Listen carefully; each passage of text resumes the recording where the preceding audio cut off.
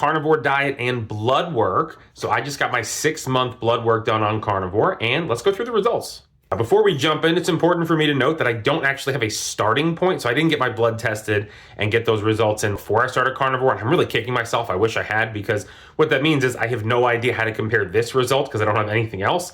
I even went back through all my online medical records to see that I have things tested recently, and I didn't. My plan is to still go to at least the 1-year mark on carnivore, and then I can do a 1-year mark and compare that to the 6. So at least I have some kind of a comparison. So let's get into what those results are.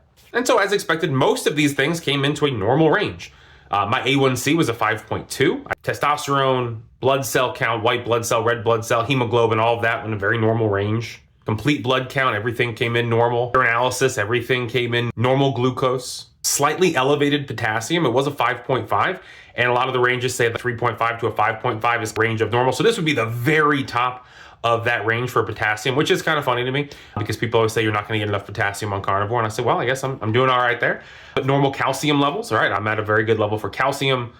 ALT is slightly elevated. They do recommend it be somewhere between 7 and a 57. This is a 53. So this is on the higher end of that, but still in that normal range. Normal liver function. But none of that is really the thing anybody cares about anyway, right? Everybody cares about the cholesterol. So let's look at the cholesterol numbers.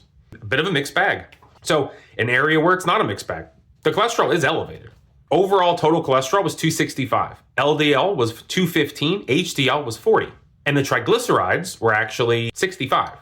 So the interesting thing on this is total cholesterol is high, but the triglycerides to HDL ratio seems to be actually really good. And there is certainly debate out there as to which of those markers is a better indicator for somebody who is at a higher risk for cardiovascular disease. There's some people who would suggest that the triglycerides to HDL ratio, and others who say, no, just purely look at total cholesterol and look at your LDL. Now, I say it's a mixed bag for this reason. Again, I don't have a starting point. So I don't know, was it higher and came down? I had a really bad diet before I came to carnivore. So I don't know if it was higher and it's come down. I don't know if it's lower and it's gone up. There's probably good reason to believe it was lower and went up. But again, I just don't know. So what will happen here is when I get to the 1-year mark, I'll be able to go in and retest. And at that point, I will know. If the cholesterol remains elevated or if it goes higher, I will know that is carnivore directed. If it goes lower, then we'll know, hey, on the carnivore diet, you're able to lower it. That's what a lot of the doctors and carnivore coaches suggest, is that your cholesterol may go up in those first several months, and then your body regulates, and then you're able to get your numbers back down. So is that true? I have no idea. But I'm very willing to be the guinea pig on this and see what happens. If cholesterol goes up, does it come down? And at the 1-year mark on carnivore, I'll reassess what I want to do. But I'm here for the data. So my question to you is this: what do you think about these results?